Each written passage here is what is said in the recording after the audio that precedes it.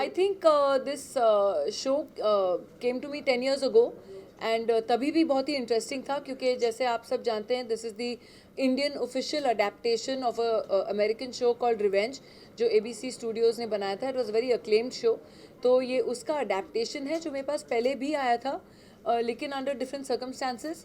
And अब जो इन्होंने पूरा अच्छी तरह जमा के 10 years हेंस हम सब वापस वही शो बना रहे. तो कहीं ना कहीं ये शो मैं करने ही वाली थी चाहे तब या आज या कल.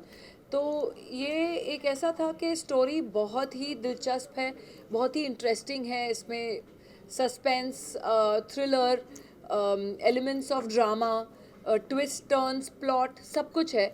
सो इट इज़ समथिंग कि आप मिस ही नहीं कर सकते हो. So there was no two ways कि मैं न करती ये शो.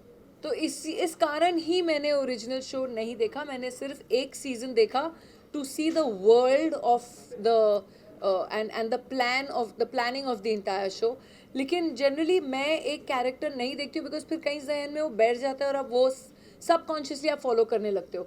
तो I wanted to create Indrani Kothari क्योंकि जब हमने इंडियन अडेप्टेशन किया है तो काफ़ी चीज़ें हैं जो हमारे इंडियन कल्चर से रेलिवेंट होके हमने अडेप्ट किया है उसे हमारे सीरीज़ में.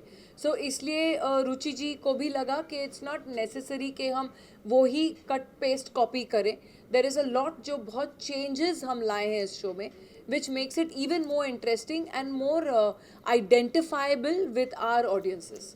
आई थिंक एक खूबी है इस चैनल की जो ये विमेन ओरिएंटेड जिसे हम कहते हैं या जो प्रोटैगनिस्ट हैं विमेन लेड शोज़ आजकल एक्चुअली पैन ओटीटी प्लेटफॉर्म्स पे हो रहे हैं और हमारी फिल्मों पे भी एक इक्वल अपॉर्चुनिटी काइंड ऑफ एक दिख रहा है रेल्म जो चल रहा है इस समय. So I think it is a great change for basic awareness also in our society to bring about that change. तो कहीं ना कहीं ये इन्फ्यूज़ करता है ऑडियंसेस के माइंड्स को भी and it's kind of working. And I think ये एक बहुत ही अच्छा साइन है कि a platform encourages mostly women led shows.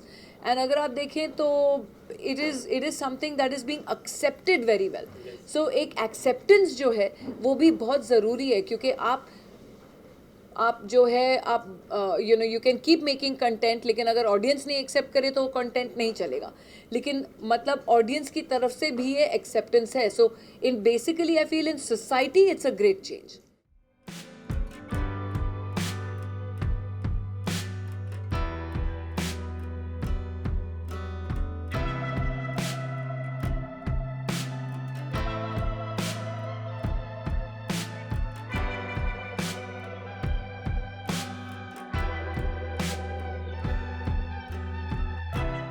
I think आप देखेंगे रमिका सेन और इंद्रानी कोठारी में और जो पिछला मैंने कस्तूरी डोगरा किया अरण्यक में तीनों ही किरदार बहुत ही अपने आप में अलग किस्म के कैरेक्टर्स हैं.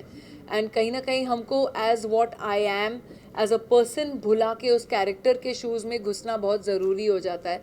एंड वो ही कोशिश करते हैं चाहे मैं हूँ चाहे वरुण हो या नम्रता हो.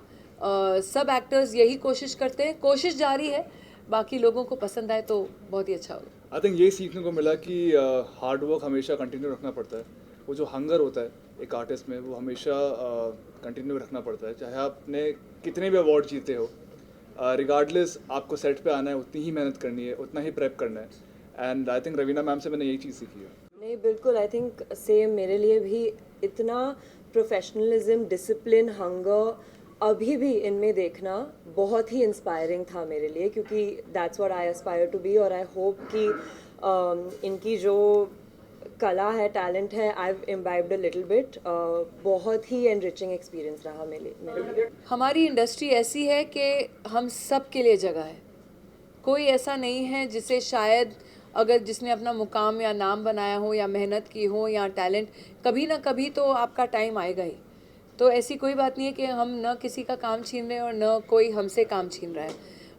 Like I said talent is always here to stay and fresh and new talent is always welcome.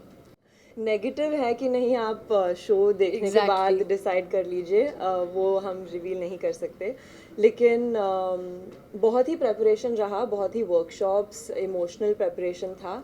और जब आप शो देखेंगे आपको पता चलेगा कि कर्मा क्या करने आई है, तो नेगेटिव या पॉजिटिव आप डिसाइड कर लेंगे। आप लोग सब डिसाइड करेंगे। 26 जनवरी को याद रखिए हमारा शो कर्मा कॉलिंग आ रहा है। प्लीज़ आप लोग भी देखिए और अगली बार मिलेंगे तो आप लोगों का भी फीडबैक बहुत ज़रूरी है।